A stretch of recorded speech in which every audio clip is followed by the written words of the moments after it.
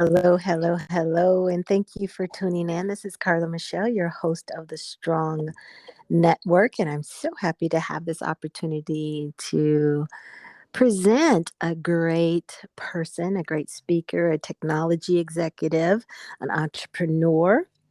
And she's going to be sharing her expertise this day, and I'm really excited to hear what she has to say. And our title today is Deserving or Entitled.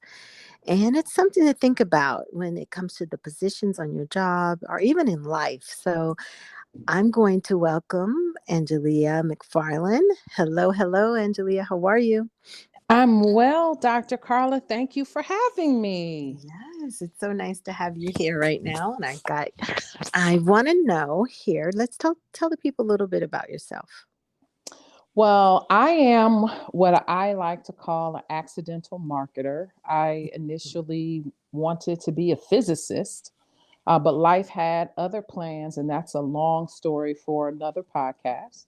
And ultimately, I started in marketing, but I was already in the IT industry when I started in marketing, and so I was lucky enough to have my first job with IBM and fell in love with technology and have been in technology, sales, marketing for my entire career.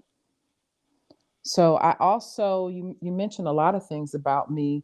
I am also a speaker, and I speak in the areas of things that I'm have been part of my life. I speak in the area of technology. I speak in the area of personal or individual self awareness. I guess I like to call it being aware of the things that get in our way and keep us from being successful. I'm an entrepreneur. I've dipped my toe in the entrepreneurial waters 3 times, and I always keep a little something on the side because I just love being an entrepreneur. And then I know we talked about all my professional stuff, but I'm also one of the things I'm most proud of, and I think you and I have talked about this before, is being a mother. I think Mm. uh, as mothers, we know how hard it is, but we let the Mhm. world minimize that job. They can't give me a job more difficult than that job. Wow. And I feel like that's one of the most important titles I have, and I feel like I've done a great job being a mother, and so I'm very proud of that as well. Ah, and that's one thing I think as fellow mother that we forget that one, you're raising your children and well raised or still raising, I think we're always raising and still carrying a full-time position, and that is quite a rewarding adventure to keep those. Adventure is right. I don't know the other adjective you use, Dr. Carla. I don't know. No, I jest. It is very rewarding, especially Yes. when you see your children do amazing things that you like. What did they learn that from me? I don't Yeah. remember teaching them that. Right, right. So it is. It's very rewarding. Yeah, it is. So let's go. Speaking of rewarding, let's move to deserving and entitled. Tell us a little bit about that subject. So, I one of the where this subject came from, myself and my cousin Monique Slaughter, we have a podcast, or I call it a podcast. We have a clubhouse Hmm. on that we do every Sunday, and we it's called Family Drama, and it is about things that happen in African American Black families that we don't talk about, and or things that plague us, and so we come up with content every week, which every time we think we're running out of content, the family gives us more. And so this one was about the words deserving and the word entitled. And it started from a conversation talking about when we are in a work situation, one of the reasons that we get frustrated when things don't go our way is that there's this narrative that the roles at a corporation are provided to you based on something you do or you do not do. And so if you get them, you deserve them. And if you don't get them, you don't deserve them. And the other flip side to that is the people who have them somehow did something to deserve them.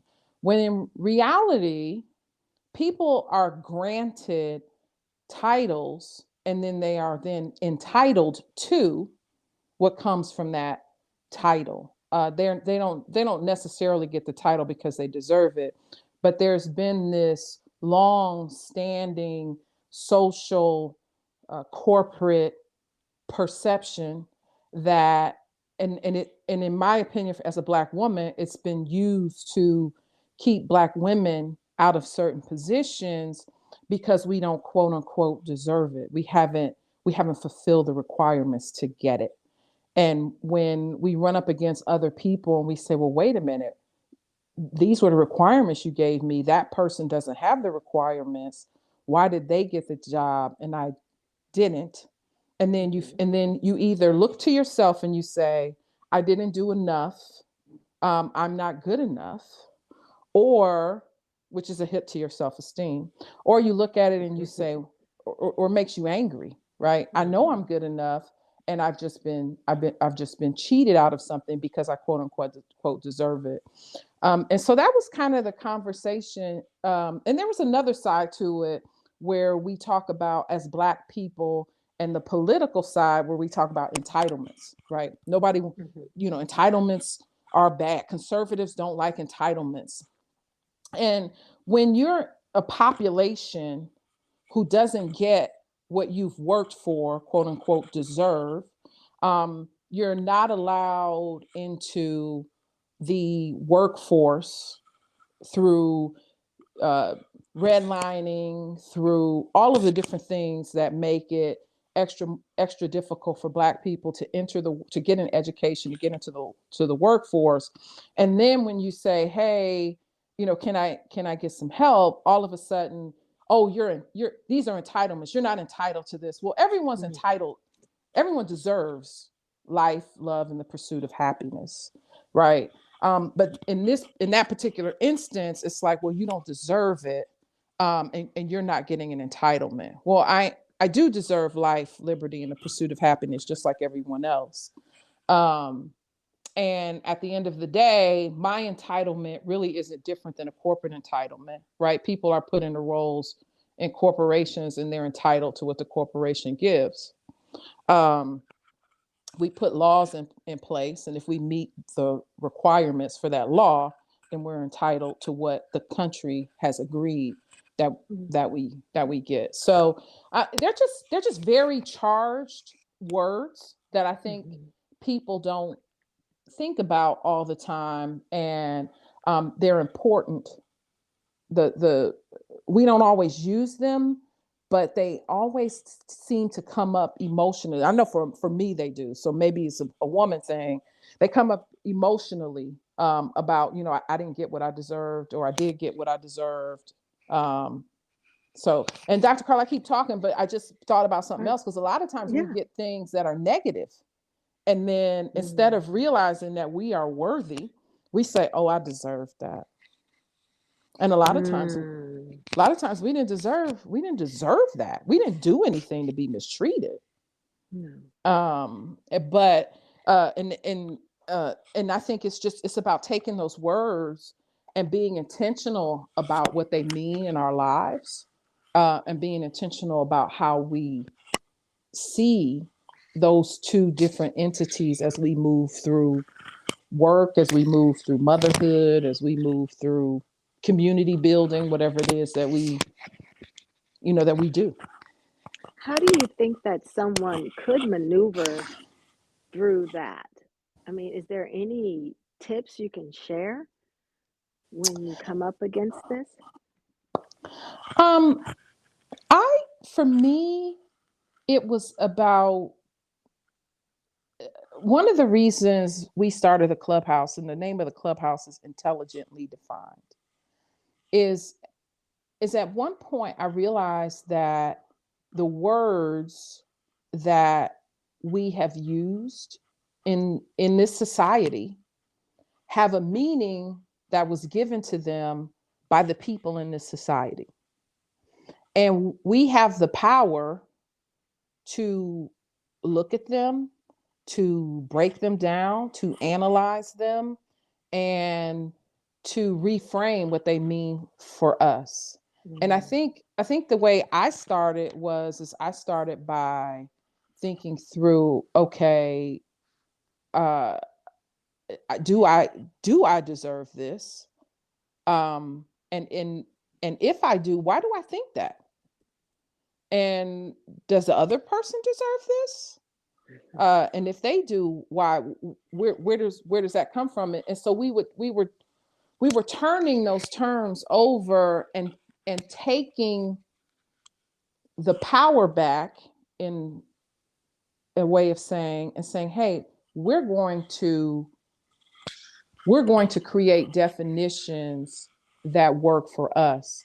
And it doesn't necessarily matter. You think a definition, everybody has to agree. True. At the end of True. the day, they don't. You just need to understand that when that person says it, they don't necessarily mean the same thing that you mean, and that's okay.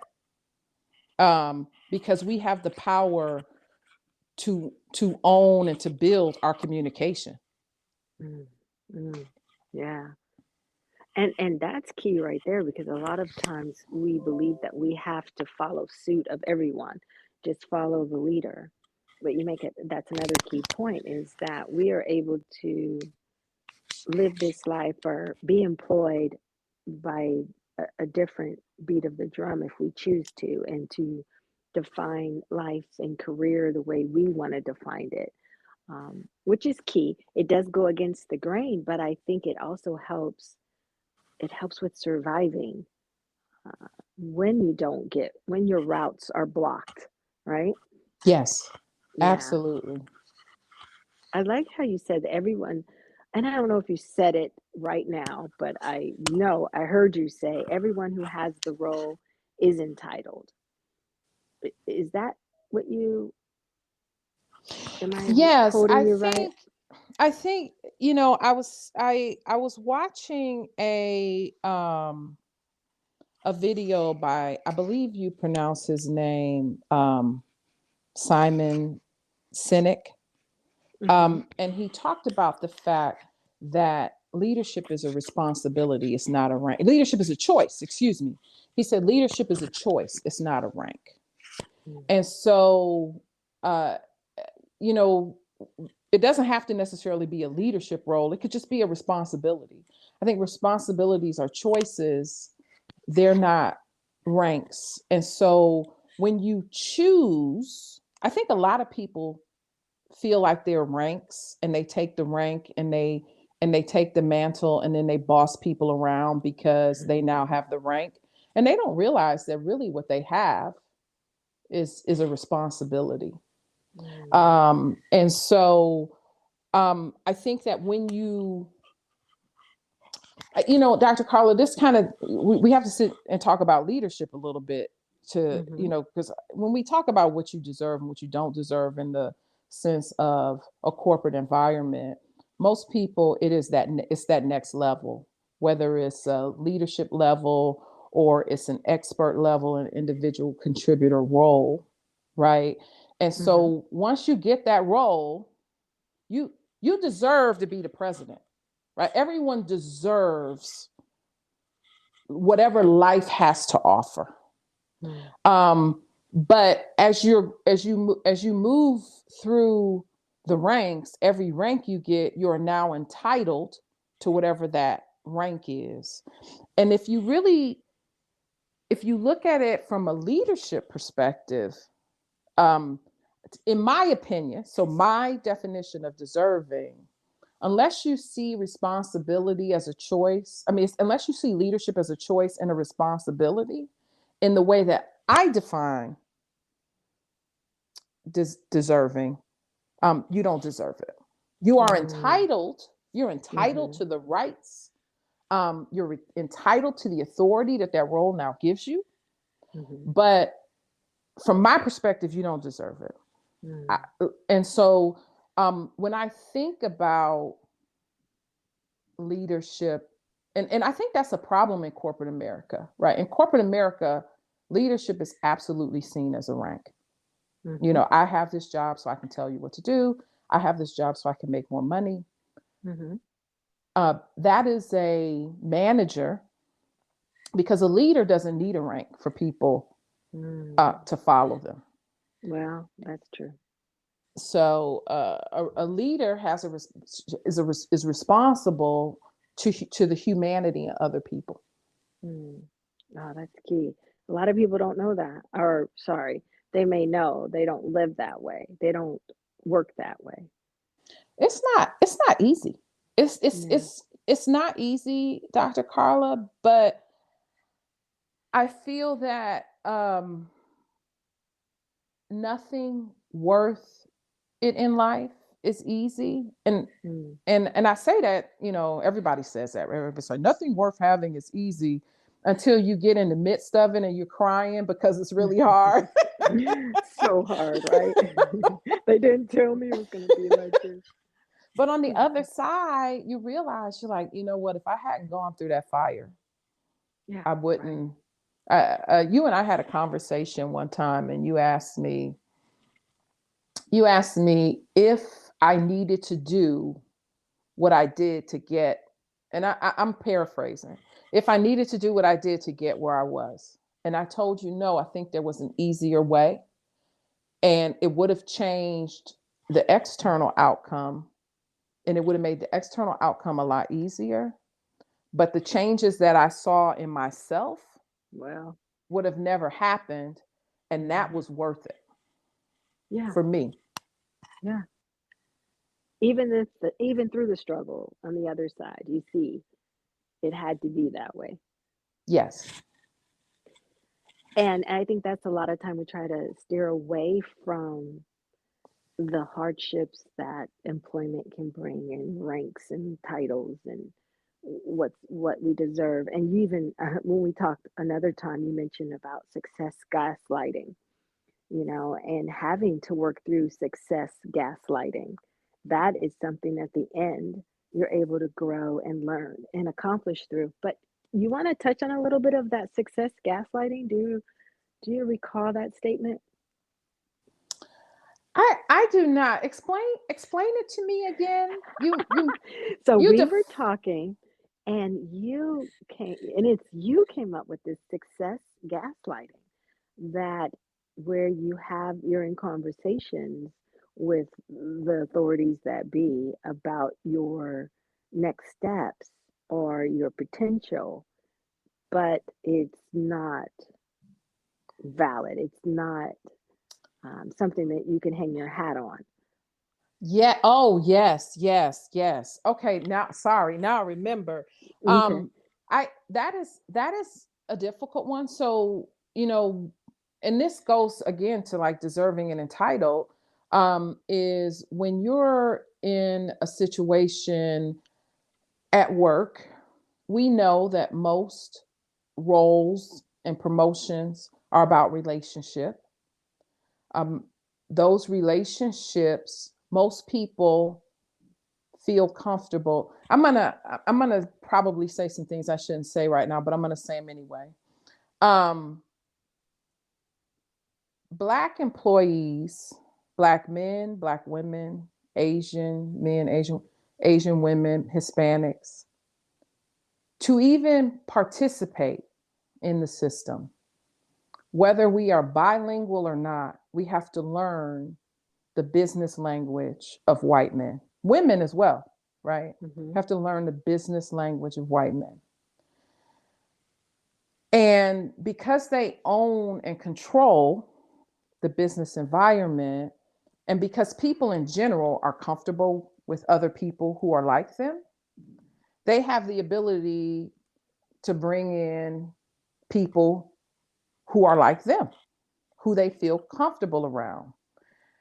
We don't have we Mm. don't have diverse people, don't have that capability and right, because it isn't our system.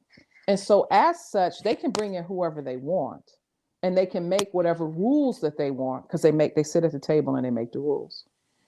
They can make whatever rules they want about why they're bringing them in. And so when you have conversations about, I'd like to be in this role, what can I do? And they say, hey, I want you to do this and that and the other. And then you do this and that and the other. And somebody else comes along, a cousin, a son of a friend, who needs the role that you were vying for. And they get that role. And you say, well, wait a minute. I, I need, you said that if I did this and this and this, oh, well, you didn't do this, or you did this one incorrectly. And so it is this gaslighting where you feel as if there is something more that you can do to get a role that was never yours in the first place. It was never going to be yours. So it was a myth that was used to keep you on the wheel, and keep you producing. And I think once you realize that whether they give it to you or not, you deserved it, and you don't allow yourself to be gaslit by that conversation, it helps to relieve a lot of stress. And then it helps you to clarify what your next move is. Because I think as long as we allow ourselves to be gaslit, we keep thinking that that role is possible. Yeah. And we keep going after it until we realize, we're like, wait a minute, this person is gaslighting me.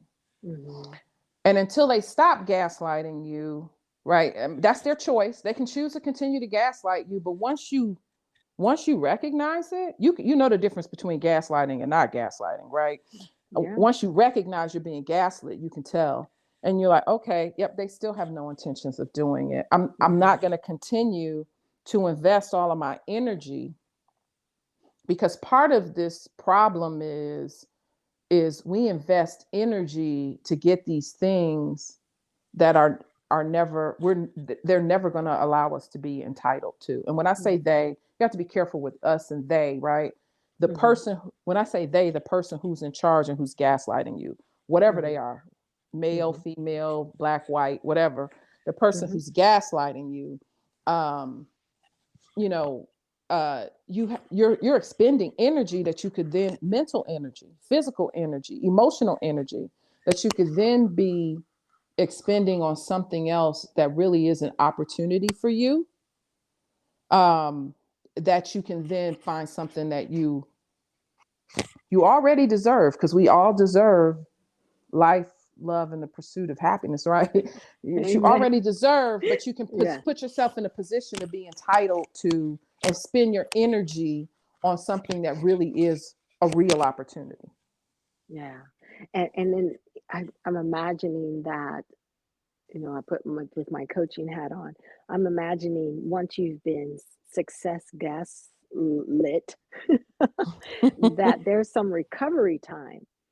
And in that recovery, once you find out this is not going anywhere, all this energy I've given, all this time, all this commitment, all this hope, okay, maybe I learned something from it, because I always still believe that in everything there's a lesson. You don't never lose. You can learn and you keep going.